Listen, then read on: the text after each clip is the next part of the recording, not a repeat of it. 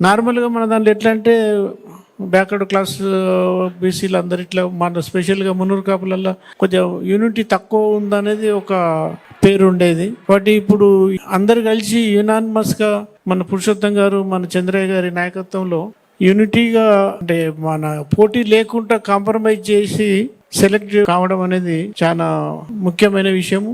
ఇది అన్ని జిల్లాలకు కూడా ఒక సాంకేతికంగా, అన్ని జిల్లాలకు ఇది ఒక ప్రోటోకాల్ గా, లేకుంటే ఇది ఒక సూచనగా అన్ని డిస్ట్రిక్ట్స్ లో కూడా ఇదే విధంగా ఫాలో అయ్యి కాంటెస్ట్ ఉన్న ఫ్రెండ్లీ కాంటెస్ట్ చేసి గెలవాలి. తర్వాత ఇప్పుడు ఎలక్షన్ అయిన ఎలక్టెడ్ పెద్దలందరికీ వాళ్ళందరూ కూడా నెక్స్ట్ వాళ్ళ బాధ్యతలను సరిగా యునైటెడ్గా కోఆర్డినేషన్తో అందరూ పనిచేసి ఇప్పుడు ఈ బీసీ మూమెంట్ వచ్చింది.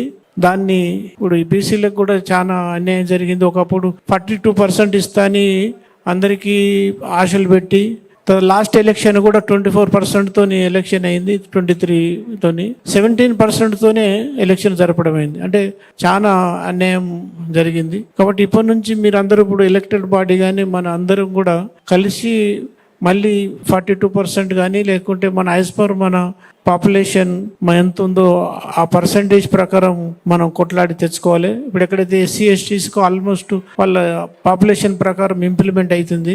ఓన్లీ ఓబీసీ బీసీలనే పాపులేషన్ ప్రకారం ఇంప్లిమెంట్ అవుతలేదు. కాబట్టి దాన్ని ఒక సైంటిఫిక్ సర్వే చేసి హైదరాబాద్ తమిళనాడు పాలసీల పద్ధతిలో కానీ, లేకుంటే మన మధ్యప్రదేశ్ వాళ్ళు ఏ విధంగా చేస్తారో ఆ విధంగా సైంటిఫిక్గా ఒక ప్రాసెస్ ఫాలో చేసి దాన్ని సర్వే చేపించి పాపులేషన్కి అనుగుణంగా లీగల్గా ఈ రిజర్వేషన్ మనం తెచ్చుకోవాలి. అదొక పార్ట్ అయితే మిగతాది కూడా మన అన్ని సమస్యలకు మనందరం కలిసి పనిచేయాలి. మన కామన్ కాజెస్కు, తర్వాత మన ఎక్కడెక్కడైతే డిస్ట్రిక్ట్స్, తాలూకా లెవెల్లో, మండల్ లెవెల్లో కూడా మనం ఒక అవేర్నెస్ క్రియేట్ చేసి మంచిగా అందరు కలిసి మెలిసి ఎవరికి ఏ విధంగా సహాయం అయితే ఆ విధంగా సహాయం చేస్తూ మనం మున్నూరు కాపులు ముందుకెళ్ళాలని కోరుతుంది.